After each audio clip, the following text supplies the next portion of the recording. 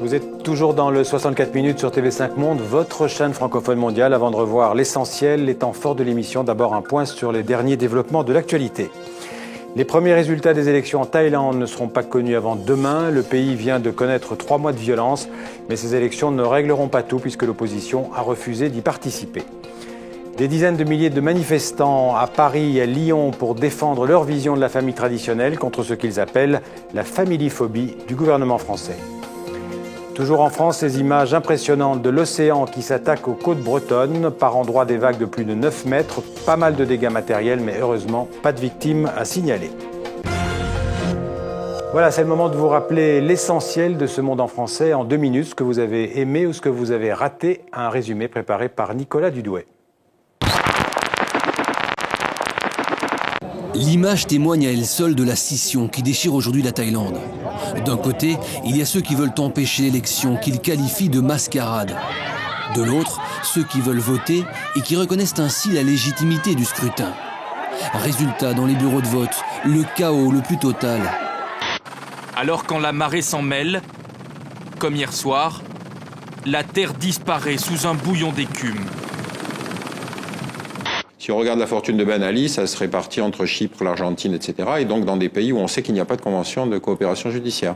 Teodoro Obiang, Denis Sassou Nguesso, Omar Bongo sont poursuivis depuis une plainte en 2007 pour détournement de fonds publics.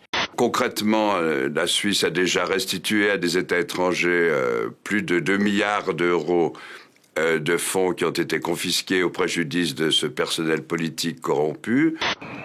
On prend les mêmes et on recommence. Les anti-mariages gays avaient usé les pavés parisiens week-end après week-end il y a 8 mois, avant de perdre la partie contre le gouvernement sur le mariage gay. Les revoilà cette fois avec de nouveaux combats, mais toujours le même discours, famille, enfants et tradition.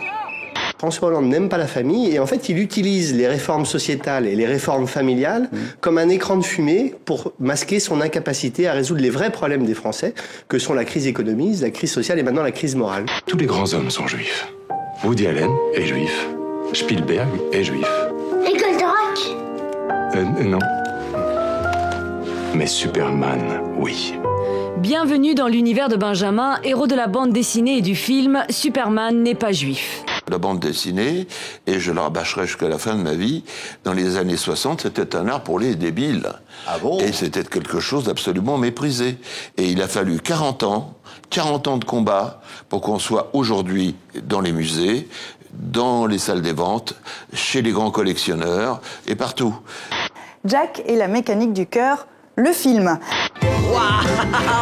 Il y a 3 règles que tu ne devras jamais oublier. Ne pas toucher à mes aiguilles, oui, mais aussi maîtriser ta colère. Je sais, mon cœur ressemble à un jouet, mais on ne doit pas jouer avec. Et la 3e, tu ne devras jamais tomber amoureux. Voilà, fin de ce 64 minutes. Demain, vous retrouverez Mohamed Kassi et toute l'équipe du 64 minutes. Restez avec nous sur TV5 Monde. À bientôt. Merci.